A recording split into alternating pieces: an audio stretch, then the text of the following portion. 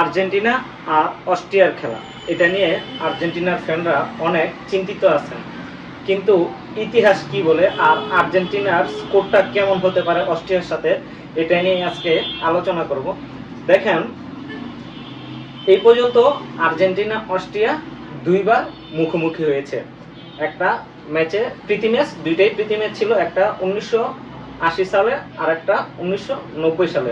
1980 সালে অস্ট্রিয়াকে 5-1 গোলে হারিয়ে দিয়েছিল আর্জেন্টিনা, আর 1990 সালে 1-1 গোলে ড্র করছিল অস্ট্রিয়া আর আর্জেন্টিনা ম্যাচটা।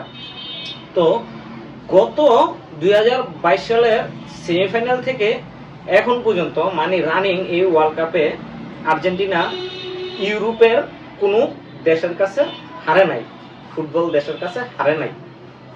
আর বিপরীতে অস্ট্রিয়া ল্যাটিন আমেরিকার কোনো দেশের সাথে জিততে পারে নাই। লাস্ট একটা খেলা তারা, দলটার নামটা আমার মনে নেই, তাদের সাথে ড্র করেছে। মানে অস্ট্রিয়ার ল্যাটিন আমেরিকার সাথে পারফরমেন্স তেমন ভালো না। আর এদিক দিয়ে আর্জেন্টিনা গত ধরেন ওয়ার্ল্ড কাপের পর থেকে এখন পর্যন্ত, মানে আজকে যে খেলাটা হবে এটা পর্যন্ত, মানে আজকের খেলাটা বাদে গত খেলা পর্যন্ত ইউরোপের কোনো দলের কাছে হারে নাই। যাই হোক, তাহলে হিসাবটা ক্লিয়ার যে আজকের ম্যাচটা দেখেন, হার জিত হচ্ছে খেলার একটা অংশ। তবে আর্জেন্টিনা ছোট ছোট পাসে অ্যাটাক করতে ভালোবাসে, আর যদি বল ফ্রি পায় তাহলে আলভারেজকে দিয়ে খেলাতে পারে। আলভারেজ টোটাল ফুটবল মানে গতির খেলাতে ভালোবাসে। আর অস্ট্রিয়া তারা মানে পাওয়ার ফুটবল খেলতে ভালোবাসে, তারা মানে গায়ের জোরে বা শক্তিতে ওগুলাতে খেলতে ভালোবাসে আর্জেন্টিনা এটা।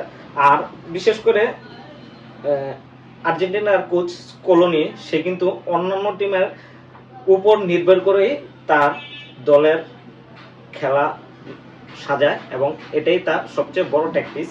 কারণ সে হুট করে কোনো ডিসিশন নেয় না, বিপক্ষ টিম কিভাবে দল তৈরি করতেছে ওইটার উপর ভিত্তি করে কোচ স্কলোনি তার দলকে সাজায়। আর আর্জেন্টিনার দলে মন্টিয়েল কিন্তু নেই, কারণ মন্টিয়েল ইনজুরির কারণে বাদ পড়েছে। হয়তোবা আর্জেন্টিনার স্কোরটা হতে পারে Emiliano Martinez, Cristian Romero, Otamendi, Lisandro Martinez, তারপর ফুয়েদা, তারপর থিয়াগো আলমাদা, লায়নেল মেসি। শুরুতে হয়তোবা আজকে লাউতারো মার্টিনেজের জায়গায় আপনার আলভারেজ আসতে পারে। কে কে মার্টিনেজকে চান আর কে কে আলভারেজকে চান অবশ্যই আপনারা কমেন্ট বক্সে জানিয়ে যাবেন। ম্যাকেলিস্টার, ডিপল, হয়তোবা মলিনা, এদের নিয়ে ফার্স্ট 11 হতে পারে। এটা কিন্তু আমার খুবই পছন্দের একটা ফার্স্ট 11। আপনারা অবশ্যই কমেন্ট বক্সে জানিয়ে যাবেন যদি আপনাদের এটা ফার্স্ট 11টা পছন্দের হয়ে থাকে। এরপর বাকিটা কোচ নিজেই জানে কি করবে, কারণ কোচ কলোনি সে কিছু মানে মানে মানে কিছু রেখে দেয় যে আমরা চিন্তা ভাবনা আনতে পারি না যে আসলে তার ট্যাকটিক্সটা কোন দিক দিয়ে সে কি করবে। তো এই কারণেই হর হামেশায় মানে আজকের ম্যাচটা আর্জেন্টিনা জিততে যাচ্ছে, কিন্তু কত গোলে জিতবে দেখেন।